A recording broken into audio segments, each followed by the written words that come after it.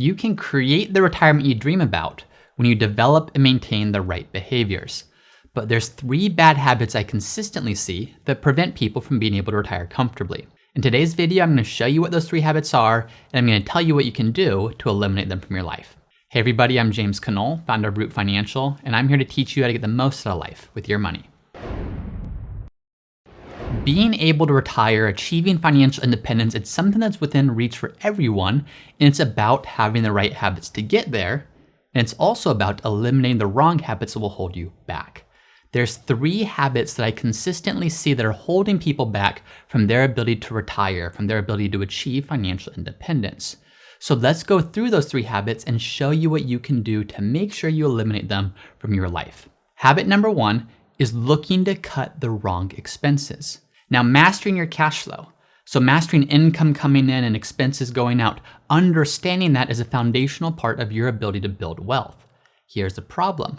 When people look at income going in and expenses going out, they focus on the wrong expenses. They try to manage the wrong expenses. For example, how many times have you heard a financial expert say the key to a successful retirement is cutting out going to Starbucks for your coffee, or not going to pay $5 for a cup of coffee and instead making that coffee at home? Well, that could be true, but let's actually look at the numbers here. Let's assume you go buy a cup of coffee and it costs you $5 to do so, or you could do so at home and it costs you 25 cents to do so. So there's a difference every day of $4.75. Now let's assume you do this 5 days a week, 4 weeks out of the month. What that means is over the course of the month, you could have saved $95.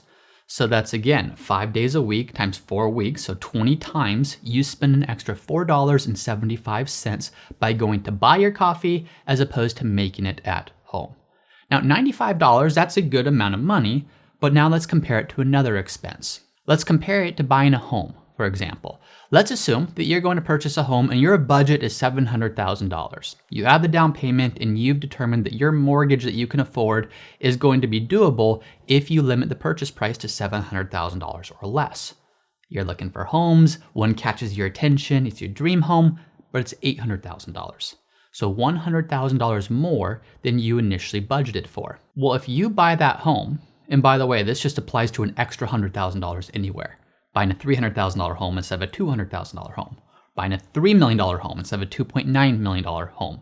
The extra $100,000 that you're now borrowing at today's interest rates, plus property taxes and the extra homeowner's insurance, that's gonna cost you over $700 per month for the next 30 years. So an extra $700 per month on top of what you initially thought you might be able to budget for with that initial home. So let's compare the two.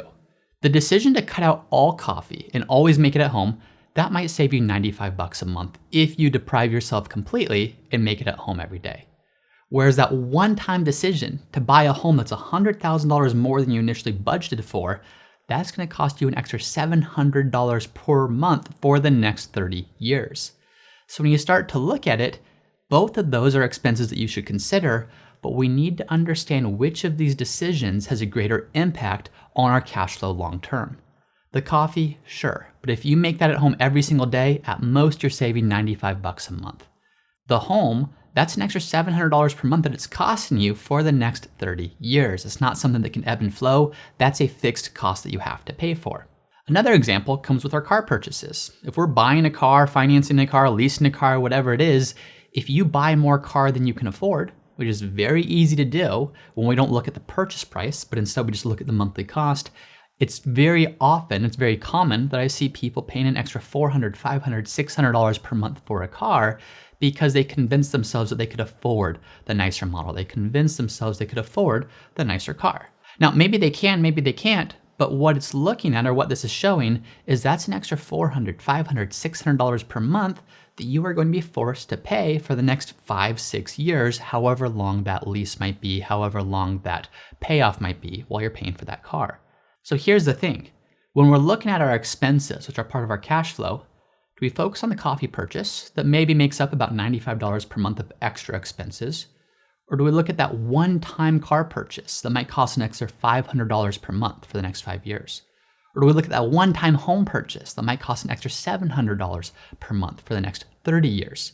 All of them are important to consider, but we spend too much time focusing on those little decisions, aka the coffee, not enough time focusing on those larger decisions.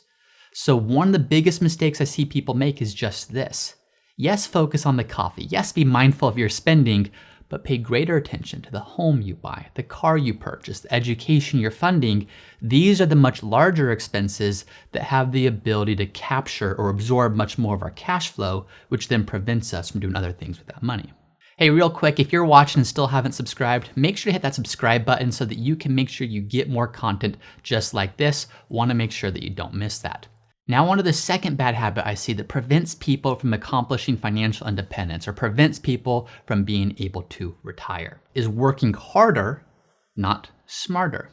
Now ideally you're doing both. It's good to work hard, but it's also good to work smart, and oftentimes it's more effective to work smart. Here's what I mean by this. Oftentimes people think the key to financial independence is working and grinding and hustling to maximize your income and then save as much as you possibly can. And while there's some truth to that, if you don't do that in an intelligent, smart way, you're really not going to be making the most of what that income could do for you. Let's look at a very basic example. Let's assume we have two people. We have Mike and we have Sarah. Now Mike is grinding and hustling and working lots and lots of hours, and because of that, Mike's able to save $30,000 per year, but he doesn't have the time to know what to do with it, so he just sticks it in the bank. Working long hours, saving a lot, but just sticking that money in the bank. Sarah, on the other hand, has a lower paying job, has more balance, but Sarah, she can only save $6,000 per year because of that income. So lesser income, lesser savings, and Sarah is saving 1/5 of the amount that Mike is saving, but Sarah's investing it. Sarah's taking the time to work smarter. She's not just putting that $6,000 per year into the bank, she's putting that $6,000 per year into stock investments. So while Mike's so busy just saving, Sarah is being smart with her money, and even though she's only saving 1/5 the amount of Mike, let's see what happens over 40 years. Let's assume that Sarah's investments grow at 10% per year. That's the long-term historical average on the S&P 500. While Mike, he's just keeping his money in the bank, so nothing's really happening to that. It's just accumulating. Well, after 40 years, what happens? Mike, he saved $30,000 per year for 40 years. He has $1.2 million in the bank. That's pretty darn good. That's a good chunk of money. Sarah, on the other hand, who's only been saving $6,000 per year, so again 1/5 of what Mike was saving, she now has over $2.6 million that's built up and accumulated over time. What's the difference? Sarah worked smarter, not harder. Her $6,000 per year that she was saving, she was investing that, so that money was growing for her. And because of that, even though Mike was putting 5 times as much money away, Sarah ended up with more than double what Mike had. This is just a very basic example of how can you work smarter, not just harder. So what are some areas of your financial life where you can work smarter, not just harder? Well, for one, investment allocation. Getting that return on investment by tweaking your investment allocation, by having the right portfolio mix, that can lead to tens of thousands, hundreds of thousands, even millions of extra dollars over the course of your lifetime when done correctly. Doesn't take any additional work, just takes a smart investment allocation that fits your specific situation. Another area, having the right Social Security strategy. When do you collect your benefit? How do you coordinate that with a spouse if you're married for when they collect their benefit? How do you coordinate that with portfolio withdrawals? Having the right Social Security strategy can add tens of thousands of dollars or more to your bottom line over the course of your retirement. Or having the right tax strategy.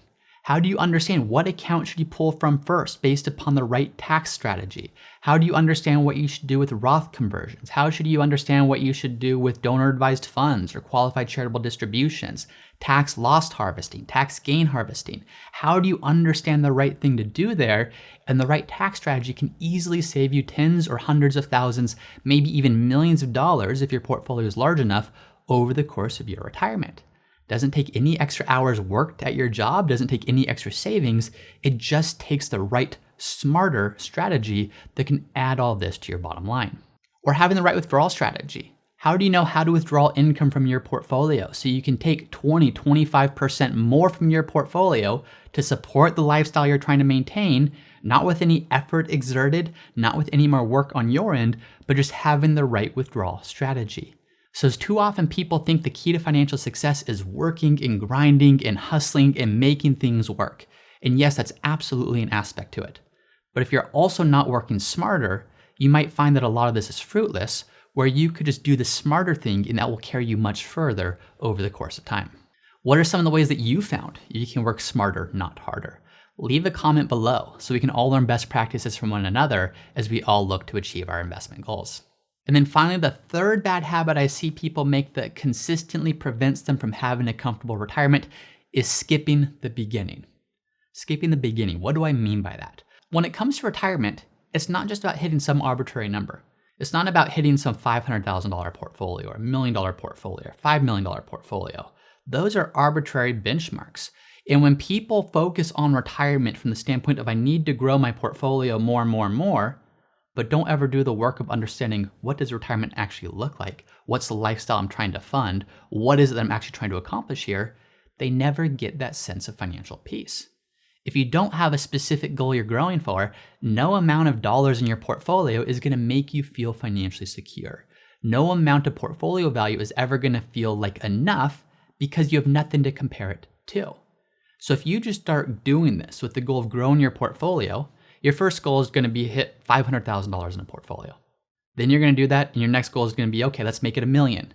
And then, okay, let's make it 2 million, and then 3 million.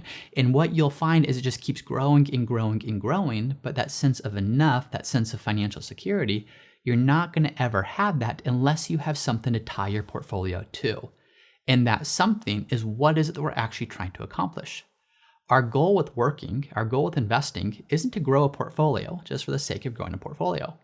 It's to grow our portfolio that becomes sufficient to allow us to accomplish all of our goals without having to go to work to earn income to do so. So the mistake I see people make is they focus on growing the portfolio without doing the initial piece of understanding what's it all for? What do I want to be able to create here in my retirement years? And when you don't do that, you're never going to feel that sense of financial security. Now, this doesn't have to be complicated. There's not some crazy abstract formula to do this. It's just being intentional. What do you want retirement to look like? Think about what does it look like with friends or with family, or hobbies or travel, or volunteer, or the things that you want to spend your days doing. And then what you can do is start understanding what does that look like from a cost perspective. Okay, maybe I want to go golfing with some friends. What does that cost? Maybe a couple $100 per month. Maybe I love mountain biking. What does that cost? Well, the nice thing is you can go mountain biking for free, but there's the bike parts and there's the bike that costs something. So how much might I want to budget on an annual basis for that? What about family? Maybe you want to take a couple trips per year with your family. What does that cost? So as you start outlining what's your vision for retirement, what do you want to spend your days and weeks and months and years doing, you can start to understand what might each of these individual components cost. Then you can start to understand how much does it cost to fund a full year of this? How much does it cost to fund a full retirement of this? Once you know that, then your portfolio value, you can understand exactly what your number becomes to be able to meet all those goals. But if you never go through that exercise first, if you don't really have a clear picture of what you're even trying to create, no dollar amount will ever become enough that by itself, it can bring you that sense of financial security. So if you skip the beginning, everything else becomes much harder. But if you get that foundation right, it becomes much easier to determine how should you collect Social Security? How much do you need to have in your portfolio? What should your tax strategy be? What are all the different things you need to do financially to optimize for what we're trying to create? So these are the 3 bad habits I consistently see that prevent people from reaching their retirement goals. Once you've moved past these habits, your next question should be, when is it okay for me to stop saving for retirement? If that's the question you're asking, be sure to check out this video here where I answer just that. Once again, I'm James Knoll, founder of Root Financial, and if you're interested in seeing how we help our clients at Root Financial get the most out of life with their money, be sure to visit us at www.rootfinancialpartners.com.